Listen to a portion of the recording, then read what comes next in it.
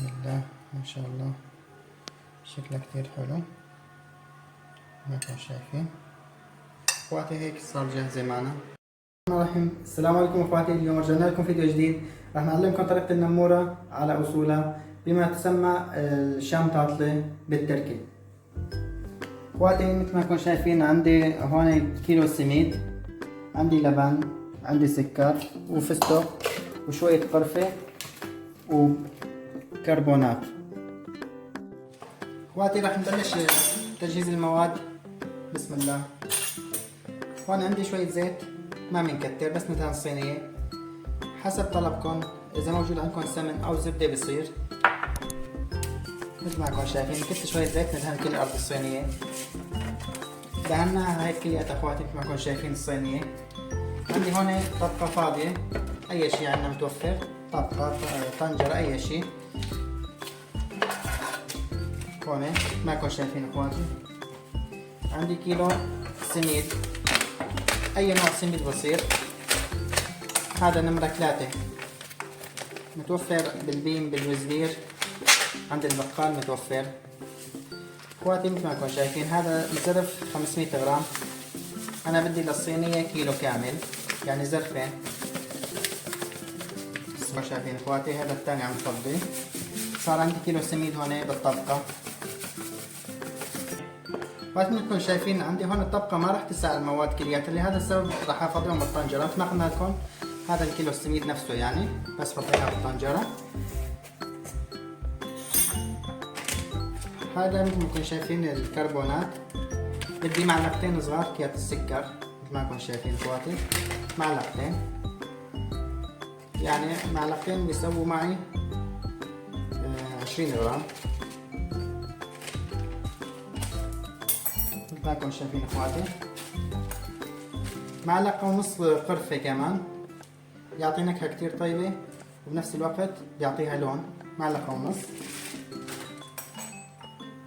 وقت ما كانوا شايفين كمان عنا بدنا 450 غرام سكر. هاي الكاسة مسحة 200 غرام، لذلك بدنا كاستين ونص. بنفضيه هون فوق المواد. هاي كاسة تانية،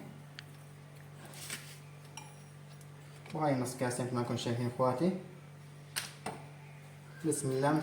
بنحرك المواد الناشفة أول إشي مشان تختلط الكربونات مع السميد مع القرفة كامل والسكر. بقي عنا 450 غرام لبن. بنحط اللبن كاستين ونص بيسووا 450 غرام يعني. هلا هيك اخواتي مثل ما كنتم شايفين كتينا 450 غرام لبن يعني كاستين ونص. هلا بنحرك المواد سوا. بسم الله. ما تعجنوها عجن هيك بأصابعكم.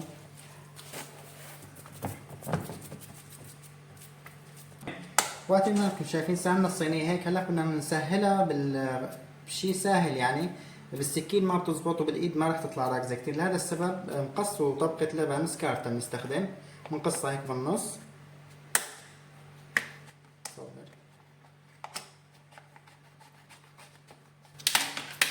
مثل ما انتم شايفين اخواتي بنشيل الزوايا مشان تطلع معنا قطاعة سهلة.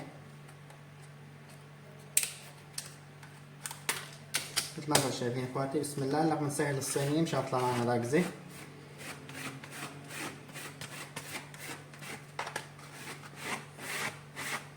شايفين اخواتي هيك سهلت افضل، صار احسن بكتير يعني، عشان ما يطلع شي سميك وشي رفيق، عشان تستوي كلياتها سوا.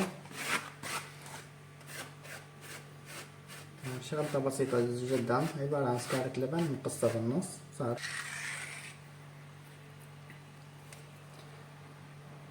اخواتي ما انكم شايفين نقطع بالنص، وبعد الطرف الثاني بناخد سحبة ثانية ومن الطرف اللي بعده، يعني 3 سكاكين بيصفي معنا 3 أقسام. هاي طريقة التركيب اللي هو بالشوارع. بسم الله.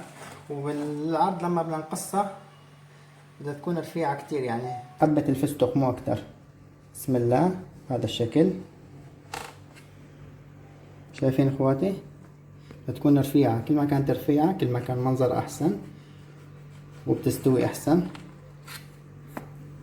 هاي الطريقة الشام تركي، شام طاطلي بسموها باللغة التركية. اخواتي هلا بنجهز القطر. بسم الله. مثل ما انكم شايفين عيار الصينية مثل ما قلنا لكم بدنا كيلو سكر. هاي الكاسة 250 غرام، بنفضي يعني 4 كاسات بيصير معنا كيلو سكر. هاي الكاسة الثانية. هاي صار معنا هون كيلو سكر اخواتي. هلا كمان بدنا للكيلو السكر 3 كاسات مي. حطيت اول كاسة اخواتي، الكاسة 250 غرام هاي، بنحط 3 كاسات يعني بدي 750 غرام مي. مثل ما كنتم شايفين قطعناها من اول طرف بالعرض. هلا بنلف على ثاني طرف، بنكفيها تقطيع بهالشكل بحزوز رفاع مثل ما قلنا لكم اخواتي، افضل يعني. هلا هيك اخواتي خلصنا من مرحلة التقطيع. بسم الله. مثل ما كنتم شايفين منظرها بجنن، بتكفي 20 شخص. هلا ننتقل لمرحلة الفستق اخواتي. مثل ما كنتم شايفين عندي الفستق محمص، بس بنقشره نحن. بدنا اللب الابيض بدنا نقسمه بهذا الشكل بالنص.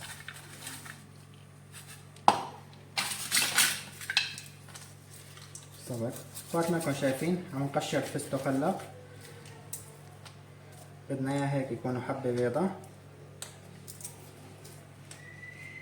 بسم الله. وقت ما كنتم شايفين الفستق هيك كسرناه بالنص. بسم الله. بنحط على كل قطعة حبتين، على الطرف حبة. بنكبسها شي بسيط، ما بنكبسها كتير طبعا. بسم الله. بهذا الشكل على كل قطعة بنحط حبتين على الزوايا طبعا. هيك بنصفى كلياتها.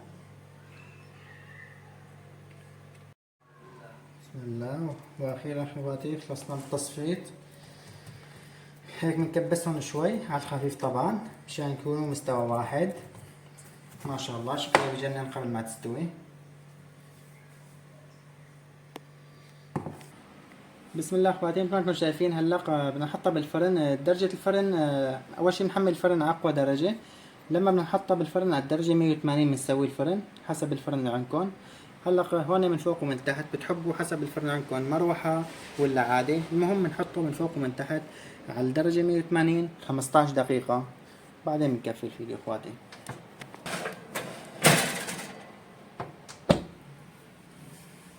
بسم الله. مثل ما انتم شايفين هاي الصينية صار لها 15 دقيقة بالفرن.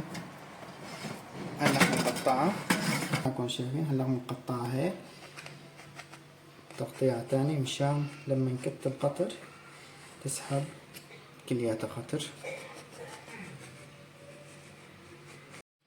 وقت مثل ما قطعناها اول مرة لما زيناها. هلا هيك نرجع عليها. هلا بنرجع على الفرن لمدة 5 دقائق تستوي ان شاء الله. هلا بنرجع على الفرن 5 دقائق. بنعلي الدرجة على 200. وقت مثل ما شايفين القطر بلش يغلى هاي بنحركه.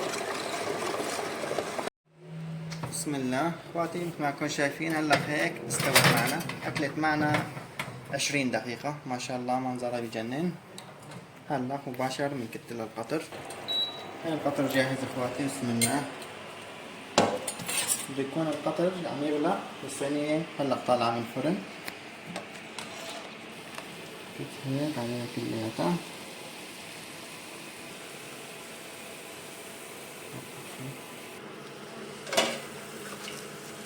ما شاء الله شكلها مجنن. وقت ما كنتم شايفين القطر كلياته بنكته للصينية بيغبوا كلياته. وقت ما شاء الله مثل ما كنتم شايفين منظرها بجنن. بنطلع لكم قطعتين. بسم الله. ما شاء الله شكلها كتير حلو ما كنتم شايفين. وقت هيك صار جاهزة معنا. كنتم شايفين ما شاء الله منظرها بجنن وطعمها كتير كمان طيب. لا تنسوا الاشتراك بقناتنا اليوتيوب، وان شاء الله راح نقدم لكم فيديوهات احسن ونفيدكم كتير.